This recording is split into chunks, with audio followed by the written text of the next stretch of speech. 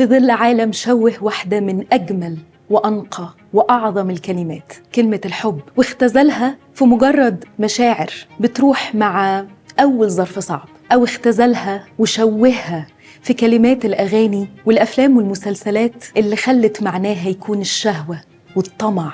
بيجي الكتاب المقدس ويعلمنا المعنى الحقيقي للكلمة العظيمة دي. اسمع معايا واسمعي معايا. إن كنت أتكلم بألسنة الناس والملائكة ولكن ليس لي محبة، فقد صرت نحاسا يطن أو صنجا يرن. وإن كانت لي نبوة وأعلم جميع الأسرار وكل العلم، وإن كان لي كل الإيمان حتى أنقل الجبال، ولكن ليس لي محبة فلست شيئا. وإن أطعمت كل أموالي، وإن سلمت جسدي حتى أحترق، ولكن ليس لي محبة فلا أنتفع شيئا. المحبة تتأنى وترفق، المحبة لا تحسد، المحبة لا تتفاخر ولا تنتفخ ولا تقبح ولا تطلب ما لنفسها ولا تحتد ولا تظن السوء ولا تفرح بالإثم، بل تفرح بالحق، وتحتمل كل شيء وتصدق كل شيء وترجو كل شيء وتصبر على كل شيء. المحبة لا تسقط أبدا.